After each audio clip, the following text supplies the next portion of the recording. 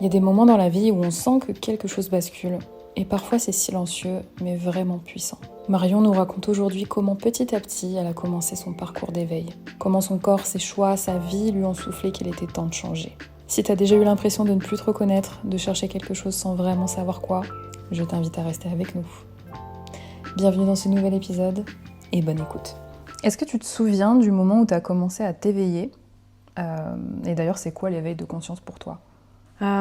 Pour moi, l'éveil, c'est vraiment le moment où tu passes de la fonction automatique endormie à je prends conscience qu'en fait ce mode-là ne me correspond plus, qu'est-ce que je peux potentiellement mettre en place ou comment je me sens maintenant en prenant en considération que cette situation de base ne me correspond plus.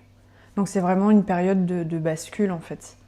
Pour moi, c'est ça l'éveil, c'est prendre conscience de comportements, de situations, d'habitudes, de liens aussi qu'on peut avoir avec des personnes. Et c'est de se dire, ok, est-ce que je suis encore alignée avec ça ou pas ? Du coup, tu te souviens du moment où tu as commencé à t'éveiller ? Je pense que le gros shift, ça a été quand j'ai quitté mon ex. Je suis sortie d'une relation toxique. On en a tous eu. Mais ouais, je suis sortie d'une relation qui a duré 4-5 ans et pour lequel en fait je jouais clairement un rôle pour justement paraître, pour justement être aimée, être appréciée. Et du coup, cette personne jouait beaucoup de ça aussi. Et donc, pour répondre à ta question, c'était quand le moment où ça a basculé, c'est quand j'ai quitté la relation, parce qu'on travaillait ensemble. J'ai déménagé mon local où je travaillais avec lui. J'ai pris mes affaires et je suis partie. Et c'est vraiment là où j'ai pu me reconnecter à mes vrais besoins. Donc, arrêter cette relation-là pour m'ouvrir à d'autres choses qui étaient beaucoup plus alignées pour moi. Du coup, tu dirais que c'est vraiment cet élément qui a été déclencheur ou ça a été progressif quand même ? Je pense que dans tous les cas, ça a été progressif, les prises de conscience. Pour pouvoir prendre cette décision-là, ça a été un petit peu l'accumulation de plein d'informations, de plein d'événements qui a fait qu'à un moment donné, j'ai dit stop. Donc effectivement, c'est un cheminement, mais cet épisode-là, le fait de déménager, de reprendre mes affaires et de partir, ça a vraiment été l'événement, l'action qui m'a permise d'aller me reconnecter à du coup, un lieu de travail qui me correspond mieux, de pouvoir organiser ma vie de façon beaucoup plus saine pour moi et de ne plus me soucier de son avis. Pour le coup, à cette époque, c'était quand même assez important pour moi. Ouais, de me rediriger vers une vie qui me correspond plus en fait. Est-ce qu'il y avait des choses physiques, genre des symptômes durant ton éveil de conscience ? C'est arrivé un peu plus tard. Ça, c'était vraiment le tout début de cette séparation. Ça a été, je me reconnecte à moi, mes besoins. Les symptômes sont arrivés un peu plus tard, 2-3 ans après, où ça a vraiment été un petit peu plus perceptible. J'ai eu des énormes migraines. Moi, ça s'est manifesté comme ça, où tout ce qui était sursollicitation, donc la lumière. J'étais ultra sensible à la lumière, ultra sensible au son. L'environnement, le bruit, les gens. Et en fait, ça me mettait des migraines à me donner la nausée. Donc la seule chose qui me permettait de pouvoir calmer ça, c'était de me mettre dans le noir, de me mettre en boule, en PLS, de ne plus bouger et d'essayer de m'endormir, quoi. Ça a été les premiers symptômes. Alors au début, forcément, tu comprends pas trop. Bien évidemment, tu sais pas trop que c'est ça. Et c'est au fur et à mesure du temps que j'ai pu ensuite me renseigner et comprendre que c'était à cause de ces éléments-là déclencheurs. En fait, l'éveil, c'est on développe notre sensibilité. Donc forcément, quand on est dans un environnement qui nous surstimule, parfois c'est trop. C'est comme si c'était le disjoncteur qui claquait. Quand c'est trop, c'est trop. Et donc il y a besoin d'aller se remettre dans son cocon pour aller apaiser en fait ce système nerveux qui est aussi très actif. Et au début, tu as essayé de régler le problème comme si c'était une maladie lambda, ou tu comprenais quand même qu'il y avait un truc derrière? Au début, alors moi je suis pas du genre à prendre des médicaments, je suis plutôt médecine douce. Je crois qu'au début, quand vraiment c'était inconfortable et que j'étais en train de travailler et que voilà, t'as pas trop le choix, je crois que j'ai dû prendre voilà, 1 ou 2 Doliprane. Mais en fait, c'est pas une migraine classique. En fait, on sent que, en tout cas moi à l'époque, je sentais que les symptômes là, c'était pas les symptômes d'une maladie classique. C'est assez subtil, mais il y a quand même cette nuance. En fait, on se rend compte de ces déclencheurs. On se rend compte de ces... En tout cas, moi, je me suis rendu compte des déclencheurs. Par exemple, là, je me souviens d'un moment où j'étais en train de tatouer, je revenais du Népal, et j'avais entendu des musiques là-bas qui m'avaient vraiment transportée, et je me suis dit, bon, bah, je vais les enregistrer parce que je les aime bien. Et quand je suis rentrée, pendant ma séance, j'ai passé cette musique. Et en fait, directement après, j'ai eu ces symptômes-là. Donc j'ai eu la nausée, j'ai eu une migraine, mais à me taper la tête contre le mur. Et j'ai dû arrêter la séance parce que c'était juste plus possible. Donc fort heureusement, on était sur la fin de la séance de tatou. Mais c'est là où, en fait, j'ai compris que la musique peut être aussi un conducteur d'énergie qui fait que quand... En fait, je l'image un peu comme ça, c'est l'éveil, c'est on fait grossir notre câble électrique. C'est comme si nous, on était un câble prédestiné à faire passer du 10 volts. Et à un moment donné, on te on te branche sur du 120. À un moment donné, ça frise en fait. Et donc, au fur et à mesure d'être connecté à cette source d'énergie-là, on va dire comme un muscle, tu prends en force, et donc du coup tu te renforces, et donc au lieu d'être de base à un câble à 10 volts, tu passes à 15, 20, 30, etc. Et tu peux laisser passer cette connexion sans que ça t'abîme au final. Mais donc pour en revenir à cet épisode-là, à ce moment-là, j'ai compris que cette musique-là avait une fréquence particulière qui faisait que cette musique me pluguait en fait à ce 220 volts. Donc ça a été l'élément qui a fait exploser mon compteur et qui à la fin, voilà, j'avais vraiment besoin de me mettre en retrait pour pouvoir récupérer de ça, quoi. Tu t'es sentie seule avec tout ça, tous ces changements-là? Est-ce que ça m'a isolée? Ouais, enfin, tu t'es dit, mais qu'est-ce qui se passe? Et t'as pas compris, t'as pas eu de personnes autour qui ont pu...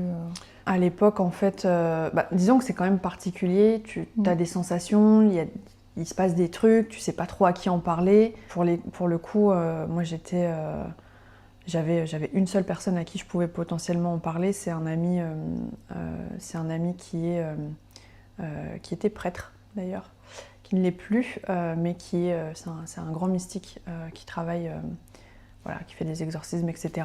Et donc du coup, au vu de son métier et de ce qu'il pratique et ce qu'il a pu voir, à ce moment-là, c'était pour moi la personne la plus à même de pouvoir répondre à mes questions, un peu bizarres, que le commun des moldus ne pourrait peut-être pas forcément comprendre.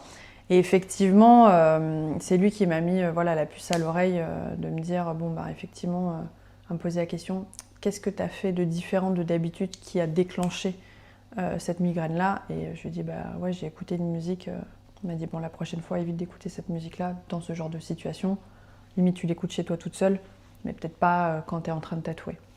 Et en fait, ça a été un petit peu mon coach comme ça, à me poser des petites questions et à me poser un petit peu des graines sur le chemin pour que je puisse comprendre et moins me sentir seule, mais à part lui, et de façon très ponctuelle, en fait, j'ai jamais eu l'occasion de pouvoir discuter de ça, de pouvoir partager ce que je vivais. Et donc, ouais, je le vivais assez seul, assez individuel dans mon expérience, quoi.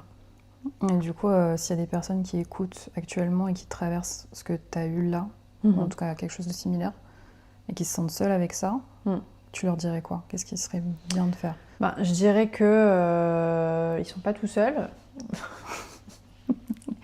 On est là. Je dirais peut-être... alors si effectivement ils se sentent seuls et qu'ils ne savent pas à qui en parler, voilà, on peut toujours, là avec internet, on peut aller trouver des informations. Moi ça m'a permis aussi d'aller me documenter en me posant les questions de où ça vient. Et je dirais que c'est une phase en fait qui peut être très très inconfortable, ça c'est sûr. mais ça ne veut pas dire que ils ont un problème. C'est que là, il y a un besoin de réadapter ce câblage électrique et que, comme un muscle, pour le renforcer, il a besoin d'être dans une tension, dans une friction pour pouvoir prendre en force. Donc ces phases-là sont pas très agréables, mais ça dure pas. C'est vraiment des étapes, c'est vraiment des paliers. Et si vraiment il y a un besoin d'aller communiquer, ils peuvent toujours me contacter et peut-être contacter des personnes qui sont dans ces phases énergétiques, qui sont déjà passées par là, des personnes qui sont compétentes et qui ont de l'expérience aussi, parce que on entend de tout, pour pouvoir peut-être répondre à certaines questions et peut-être les aiguiller sur le chemin pour ne pas être en panique et de se dire « Waouh, qu'est-ce qui se passe? Ça y est, je deviens complètement tarée. Il se passe des trucs étranges. » quoi. Mais toi, du coup, tu as eu plutôt peur quand ça t'est arrivé la première fois? J'ai pas eu peur, je me posais beaucoup de questions. Et il y avait quelque chose à l'intérieur de moi qui me disait que c'était ok, ça faisait partie du chemin. Donc non, c'est pas les symptômes qui m'ont fait peur, c'est plus les choses qui se passaient la nuit et les choses que je pouvais voir chez moi, qui étaient peut-être pas forcément ultra rassurants, ou en tout cas plutôt étranges et avec une énergie pas forcément hyper agréable. Ok. Voilà. Et sur des paralysies du sommeil ou des choses comme ça? On est sur... moi, je fais pas de paralysie du sommeil, mais moi, ça passe beaucoup par les rêves. Et en fait, quand on dort, notre corps énergétique, en fait, on sort dans l'astral. Donc, on voyage. Et donc, du coup, on peut rencontrer des gens, on peut rencontrer des énergies. Et dans ces voyages-là, des fois, on peut connecter des choses plus ou moins agréables. Et donc, pareil, à l'époque, j'en avais pas conscience. Donc on peut faire des rêves particuliers et revenir te réveiller le matin en disant mais waouh, j'ai vécu une deuxième journée, émotionnellement c'était quand même assez lourd, qu'est-ce qui se passe quoi. Donc c'était pas forcément super agréable à ce moment-là. Tu dis souvent que tu as tout déconstruit et que tu as reconstruit tout après. Mais c'est quoi que tu as dû laisser tomber concrètement? En fait quand on commence à s'éveiller, forcément il y a des choses de l'ancienne vie sur lequel on n'est plus forcément en accord. Ça va être les relations, ça peut être les types de conversations qu'on peut entretenir avec certaines personnes. Ouais, ça peut être un positionnement qu'on peut avoir avec lequel on n'est plus forcément en accord. Donc moi j'ai eu une période où j'ai eu besoin de m'isoler. J'ai eu besoin de me réapproprier ce qui était bon pour moi. Et donc du coup de m'écarter de certaines discussions, de certaines personnes, de certaines situations qui pour moi étaient trop inconfortables et sur lesquelles j'avais pas envie de mettre de mon énergie vu que j'étais déjà assez fatiguée parce que ça bougeait beaucoup à l'intérieur. L'idée c'était de me dire ok, où est-ce que je mets mon énergie en fait. Donc ouais, j'ai eu forcément ça fait le tri dans mes relations. J'ai fait une pause avec certains membres de ma famille très proches parce que certains comportements j'avais du mal à supporter certains comportements pour le moment. À ce moment-là. Pareil, j'ai dû avoir des discussions assez tranchées parce que à un moment donné c'est plus possible. Donc j'ai eu une phase où il a fallu que je me retire pour pouvoir un peu faire le tri, pour que par la suite je puisse revenir en disant en gros voici un peu mon nouveau mode d'emploi, voilà comment je fonctionne, voilà ce que j'accepte, voilà ce que j'accepte pas, voilà ce que je peux offrir, voilà ce que je peux donner, et voilà qui je suis maintenant. Donc de pouvoir me présenter avec une version de moi qui était beaucoup plus alignée là au présent que ce que j'ai pu partager, entretenir et vivre avec ces personnes-là auparavant, quoi. Mais tu dirais que tu es obligée d'avoir cette phase de solitude, de retrait? Je pense qu'elle est nécessaire. La phase d'éveil, elle te permet vraiment de te reconnecter à toi, en fait. Donc c'est un peu comme si tu vivais un rêve et à un moment donné, tu te réveilles, tu dis mais en fait, il y a des choses qui sont pas... C'est pas juste. C'est comme si t'étais... tu passais de l'état d'adolescent à adulte. Il y a des choses que tu appréciais, que tu aimais faire quand tu étais ado, et quand tu es à l'âge adulte, tu te dis mais non, en fait, j'ai plus ces mêmes centres d'intérêt. Et donc cette phase-là, pour pouvoir justement prendre conscience de ok, qu'est-ce que je mets de côté, qu'est-ce qui est ok pour moi, qu'est-ce que j'ai envie de nourrir, qu'est-ce que j'ai envie d'alimenter, Et les choses qui marchent plus, il y a besoin de ce temps et puis ça fatigue en fait.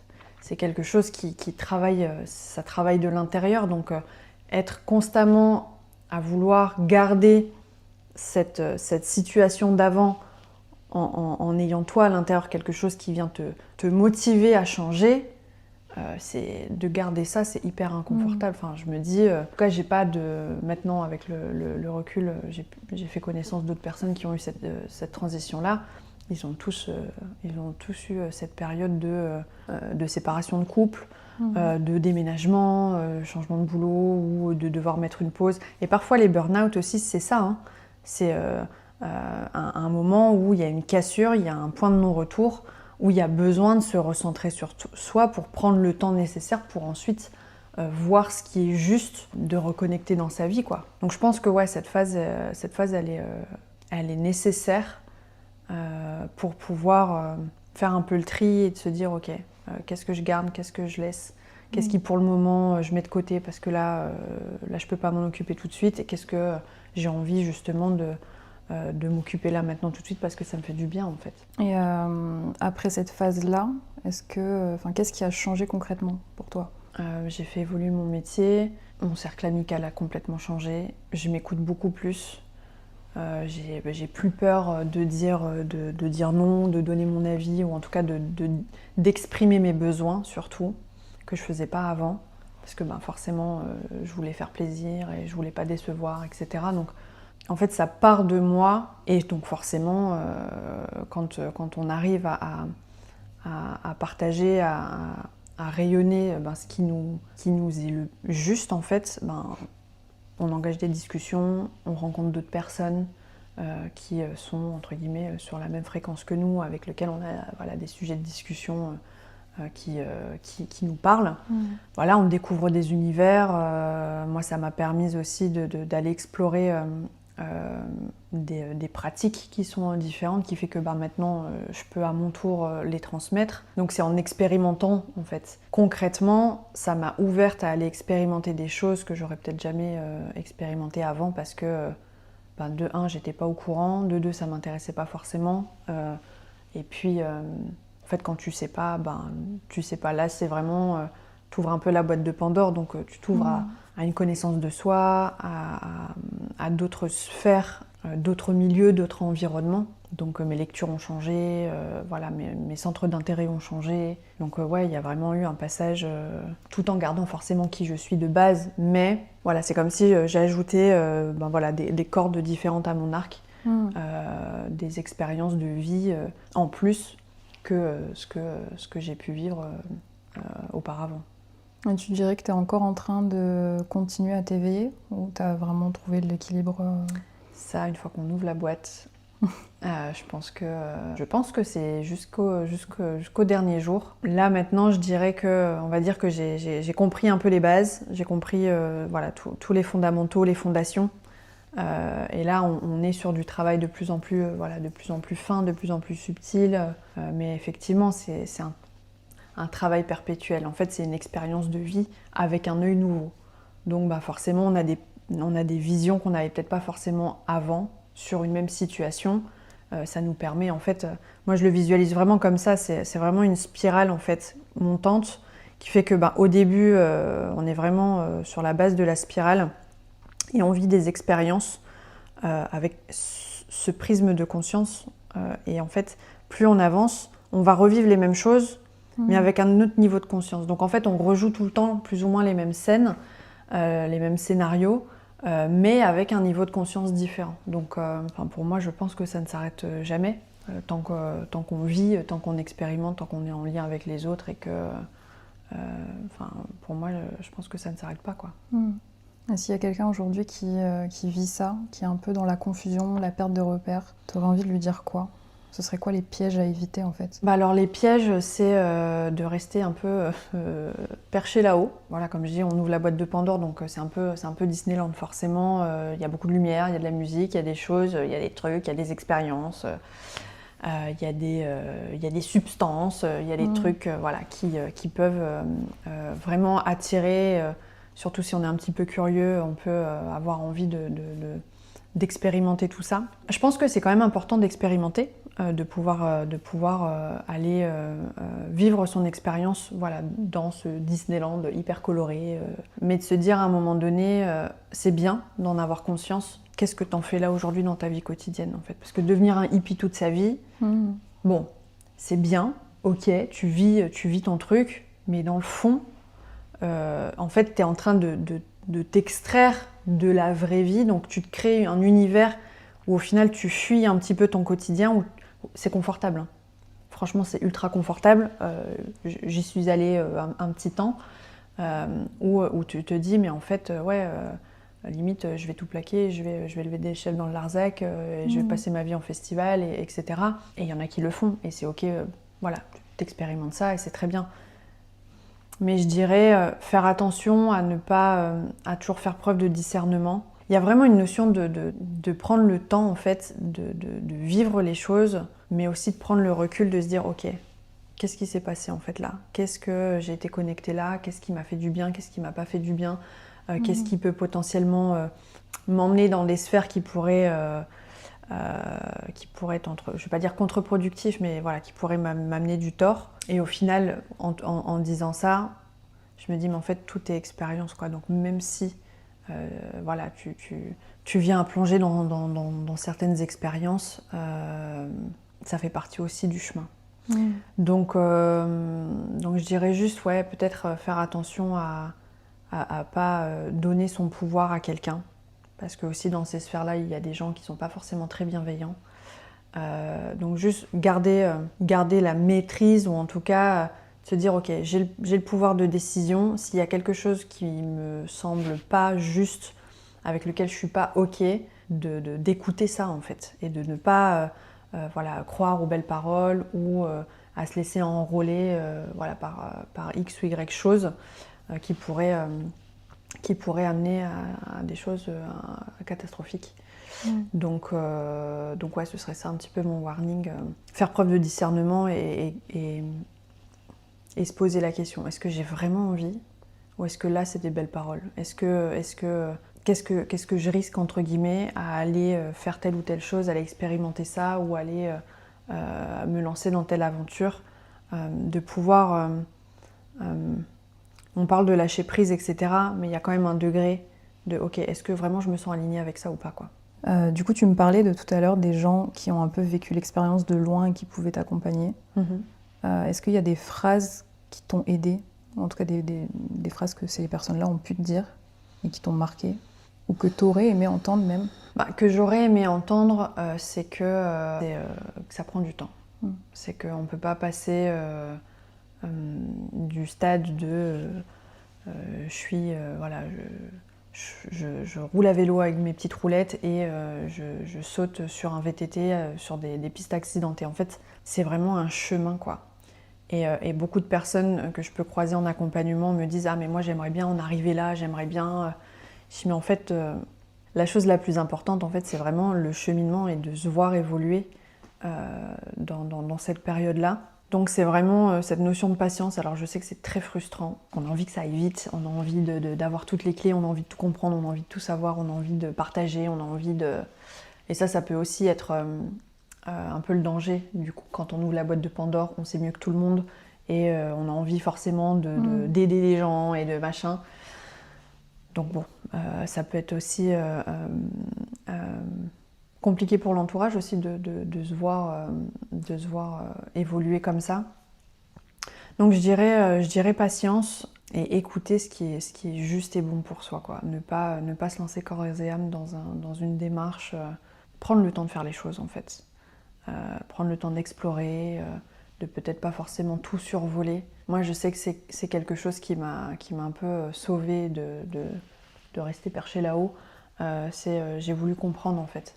Alors oui, il y a ce domaine de spiritualité, mais c'est aussi couplé à tout ce qui peut être science, neurosciences, d'avoir aussi des fondations qui soient vraiment tangibles. Ça peut aussi permettre de remettre aussi un petit peu les pieds sur terre et de surtout de pouvoir utiliser ça dans son quotidien, quoi. Et c'est là la clé en fait. La clé, c'est de se dire, ok, j'ai connecté à ces sphères-là, qu'est-ce que je peux mettre en place dans mon quotidien pour m'en servir?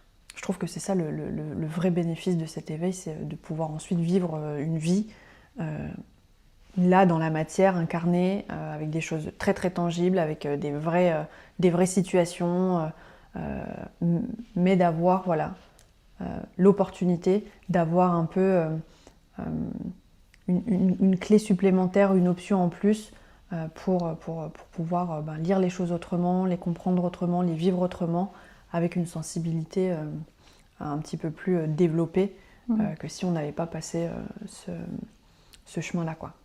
Mais du coup, dans ton quotidien, comment tu le vis en fait maintenant avec tout ça? Dans mon quotidien, ça va être une écoute de moi, ça va être...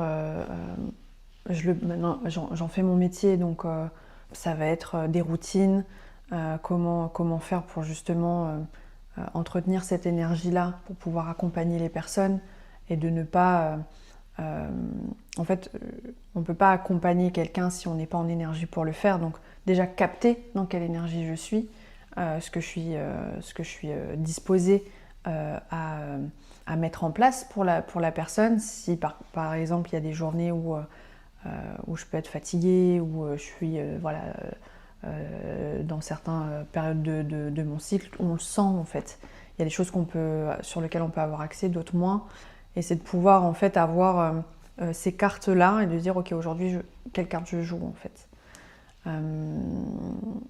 Et pareil, ça me permet de m'écouter, de savoir ce qui se joue. Quand j'ai des situations, maintenant j'arrive vraiment à aller tout de suite voir ok, c'est quoi l'enseignement derrière, c'est quoi mon comportement, et de pas juste me laisser emporter par les émotions, par les situations qui peuvent se présenter. C'est vraiment en fait comme si c'est comme un peu un super pouvoir de prise de hauteur constante, de pouvoir me dire ok, est-ce que ça c'est juste ou pas, et de pas attendre que ce soit dans la durée, de dire ah mais j'ai fait ça, j'aurais pas dû, et qu'il est trop tard. Donc plus le temps passe, plus j'arrive à faire cette connexion là très rapidement et de me dire ok, de quoi j'ai besoin, de mettre en place les choses pour pouvoir si besoin me remettre en énergie, de pouvoir m'extraire d'une situation et de pouvoir en tirer les leçons. Du coup, est-ce qu'il y a eu une pratique ou un conseil, en tout cas concret, il y a vraiment une pratique précise qui t'a amené à ça? Au niveau des pratiques, il y en a eu plusieurs, vu que je suis curieuse. Donc moi j'aime bien aussi un peu explorer. Ce qui m'a aidée, ça a été les soins énergétiques. Les soins énergétiques, quand j'ai commencé, j'en faisais 2 par an, où je voyais mon énergéticienne, on allait travailler sur des sujets assez précis. En parallèle de ça, j'ai découvert les activations un petit peu plus tard, et ça m'a permis de comprendre aussi que le corps a vraiment son rôle à jouer, et qu'il emmagasine des informations que si on n'a pas forcément ces pratiques-là, on ne peut pas savoir. Donc ça a été aussi une porte ouverte à une autre découverte de moi au final. Il y a eu de l'hypnose, j'ai eu tout ce qui va être pratique un peu somatique pour aller être vraiment dans le corps. Ouais, je pense qu'on est là-dessus. Pratique somatique, pratique énergétique, je me suis vraiment beaucoup ouverte à ça. Ça a été un monde, donc forcément. Après je me suis vraiment ouverte au monde du chamanisme. Ça a été aussi intéressant de voir comment certaines cultures ancestrales pouvaient soigner, pouvaient avoir une philosophie de vie. Et on se rend compte que dans le chamanisme, peu importe les continents, ils ont tous les mêmes bases. Et on se dit, en fait, dans le fond, tout est relié. Et donc ça m'a permis de pouvoir en fait éveiller ma conscience à voir les choses autrement. Voilà, tout ce qui est neurosciences, alors c'est pas forcément des pratiques, mais beaucoup de choses se rejoignent et en fait se regroupent avec des langages différents pour dire la même chose. Et ça c'est intéressant.